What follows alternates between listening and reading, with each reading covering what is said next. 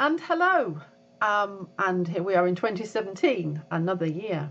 I didn't actually do a video for January, I got caught up in some family stuff. So this video for February actually looks at what's going to happen for the whole of 2017 too. And conveniently enough, by looking at February, we seem to get kind of a mini year anyway. So it's quite easy to go, well, here's your astrology for February, and it's the same astrology for the rest of the year too. And that's because we have a couple of planetary alignments in place, which are kind of going to dominate the whole of 2017, but they're in place in February. So I'm talking about them for February, and then we just extrapolate that on into the next year. I'll tell you what those are in a moment, but first of all I will just explain that these come at a very unique and sensitive time. We know that anyway because we've only got to look around and we can see things like Brexit and Trumpism, etc. So we've also got elections in key countries in Europe as well. So we know that we're in a sensitive time anyway, but that's exactly what astrology is describing. So if we have these big issues out there in the community, in the collective, then we can also make the assessment that they're probably around for quite a few people individually as well. What is happening out there in the collective tends to be happening to quite a few of the individuals as well. It's like ants in the ant colony. You know, half of the ants feeling something and the whole colony is feeling it. Anyway, so what I'm going to do first of all is just describe these planetary alignments and say that they come along at a sensitive time and we've really got to use them well. That's the message. Okay, so the first one takes our old friend the Uranus-Pluto square and it beefs it up a bit because it's now being joined by a couple of other planets. And so we don't just have a Uranus-Pluto square, we've now got a Jupiter, Uranus, Eris, Pluto, T-square. Wow, that's something, isn't it? So we've got Jupiter on one side in Libra, and we've got Eris and Uranus on the other side in Aries, and then we've got Pluto in Capricorn in the middle. So if we've got 4 points to a square, then these planets are taking up 3 of the points, right? And that's called a T-square. I don't know why it's just called a T-square. That's astrology for you. Anyway, so this boosts up all the meaning of the Uranus-Pluto square. And what it does is it gives us a huge amount of recklessness. There's a huge rebelliousness being released into the collective. Now, we kind of had that in 2016 anyway, because that was the counter culture wave, if you like, that voted the UK out of the EU and elected Trump. We can see that we've got cultural, what can I say, mayhem going on. Well, it takes all that and it kind of shakes it around like puppies in a bag, and it really makes it very, very volatile now, and this recklessness and this great kind of volatility is out there and can be picked up at any time. Now, it has a certain amount of luck with it as well, and there is a way to play this energy, and that is to absolutely take it on. And that is as if you're getting in a car and you're getting in the driving seat and you're elbowing everybody else out of the way, and you so know that you're going to drive this car. And that's exactly how to play this energy, because it favors those who are bold. It favors those who take the giant steps, who walk boldly into the places that other people don't fear, that other people fear.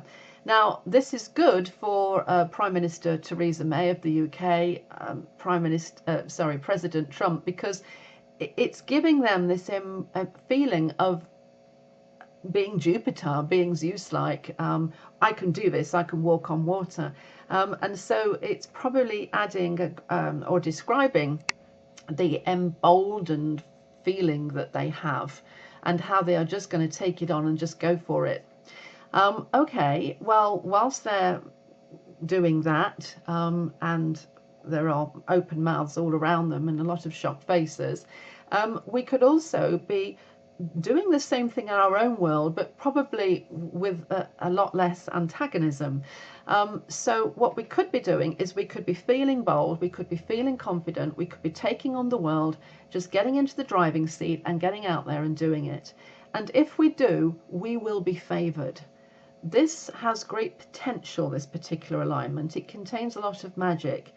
And you've only got to think something and it will, notice it come straight in. You have to believe this though. One of the absolutely crucial things that you have to do to harness this energy is you must believe it. You must have total confidence in yourself and total confidence in the cosmos and its ability to deliver it. That is the key thing. You have that and you have everything. You have Aladdin's lamp in your hand. You have a magic carpet ride. All you have to do is rub it. Be careful what you wish for though, because if you mentally harness this energy, if you take it on and think, I can wear this, I'm going to be great and I'm going to do all this, be careful what you wish for, because it can be there in a second. So you've really got to be quite thorough with your planning, with your cosmic ordering, writing down your wish list, being sensible about it. But don't hold back. Don't think, well, I won't ask for £100,000. I'll just ask for £10,000. Go for the £100,000. This is the sort of energy that can produce that. So we've got that in place. Now that is strongest at the moment. It's strongest from January through to April. And then there's a bit of a lull in the summer, and then it comes back with gusto around August and September next year, late August, and then all through September. So those are the times to really understand that you have that at your disposal. And then I've left the other planetary alignment till last, because if that sounded very positive, wait till you hear this. Everybody will be switching off when I start to talk about this. The other one is the Saturn Chiron Square, which means the planet Saturn and all his fear and bad reputation, and Chiron, all kind of wounding and hurt. They're at a 90-degree angle to each other. This does not bode well in astrology, I'm afraid. What I'm going to do is I'm going to read you the classic kind of keywords for this, because I want to get these right for you, okay? This is where hurt feelings, wounded pride, humiliation, rage and anguish go head to head with crippling inadequacy, self-doubt, suspicion and anxiety. Okay? And it's in place all year with no let up. Okay, so this is going to take a bit of talking up in order for me to make you feel that this is the best thing since sliced bread. Okay, so what's this all about? Well, the first thing is it's all about how our deep-rooted humiliation and pain, our memories from the past, have to emerge. They have to be brought up to the surface. We have to go through agony as we remember certain things, and certain things cause us to feel bad again, give us nightmares, give us bad dreams, give us anxiety. And the square action in astrology means that this forces into a corner. We're backed into a corner, and so these things are forced up. So that's kind of the first thing that happens. And then I'm just going to put my glasses on and see what I've written down. Here's my note. Oh yeah, ha! And then the next thing we have to understand is that this is an archetypal thing to happen to us, that all human beings are here to suffer pain and grow through our challenges and our testings. So this archetypal energy is here because when we take on issues like this and we work our way through them, we are gaining enormously in terms of our wisdom, but also our confidence, because if we take this stuff on and we become more confident about handling it, well, when we're young, we're hardly confident about it at all. In fact, we go through great pain. But as we progress through our lives and we take this stuff on, we could become better at it. But we start to reach for a holy grail. We start to get better and better at it. And there is something at the end of it that comes to us kind of like the prize at the end of the race, at the end of our lives, where we really kind of do get great benefit from bringing this stuff up and working it through. So we need to get to the bottom of all our issues. We need to find out what our pain is and where it comes from. I mean, what is your particular issue? Why is it that you feel deep humiliation and deep embarrassment about a certain issue? What is it? Is it to do with relationship? Does it stem back to your childhood? Is it to do with an early relationship? Is it to do with your self-esteem and feeling bullied at school, or not being liked by other people? Yeah, you need to kind of get these things up now and kind of process them if you can, as painful as it is, because it is all leading somewhere. It's quite good for you. So having established what you think it is, your particular issue, if you're in, if you are struggling and you are in anxiety, what is it? Get to the bottom of it. But then you have to accept it. You have to accept that there is no escape, and that you need to suck it up, and you need to take it on board, and you need to process it. And there is something really magical with this, because when we deal with our insecurities like this, we make them our securities. And this is the truth. When we get to the bottom of the hurt, when we wallow around down there in our own underworld, in a place of pain and humiliation and wounding, then we are doing something about recognizing what our pain and issues are. And what we do then is we start to be able to heal our own insecurities. We make them more secure. We give ourselves the healing, and that is the key to everything. When we give ourselves forgiveness, we give ourselves healing, and we give ourselves the wonderful nurturing that we're trying to get from someone else to help us with our pain, but they're not going to give it us because they've got their own issues. Then we're reaching for something, and this is what we want to have really gained and established and won by the end of the year. We want to be able to look at the pain and humiliation and how very wounded and how very scratchy it made us.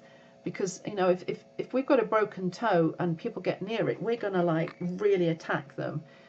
What we need to do is say, why am I like this? Is it because of this broken toe? Why does it hurt? What happened to it? And then we need to be in a process of, okay, well, I can make it better. I can bind that. I can give myself attention. I can not put it in the way of other people to step on. I can get used to handling it myself, and so forth. I mean, you kind of get the message. Now, this is an excellent year to do this. Okay, it would be great if you had a reading with me, because we can go straight to identifying what your issues are, and then you could do the work with healing them and bringing about the most amazing, most wonderful self-belief and self-confidence out of the pain. And it can be done. I've seen it done with my clients over and over again. But okay, not everybody can afford a reading. That's fine. Paddle on on your own. Hopefully what I've explained to you it is enough for you to get working on it, and you can start feeling the benefit of what could otherwise be a bit of a challenging year for some people, because if they're tossed into their sensitivities, their woundedness, their anguish, their crippling anxiety, and they're not working towards the holy grail of heal yourself, give yourself the happiness, secure yourself, give yourself then they could become quite low as a result, and I don't want to see that. So, but you're listening to this, and so you're going to work with yours, and that's great. Now you can see there that you've got two opportunities. On the one hand, we've got this psychological process of emerging wounds and crippling low self-esteem anxieties, and we're working with them. But we've also got the T-square I spoke about earlier, which is about confidence and recklessness and a real kind of pizzazz and a real vibrant energy and lots of stuff going on. So we've got the 2. So what will happen is we could actually be bouncing from one to the other at the moment with the highs and the lows.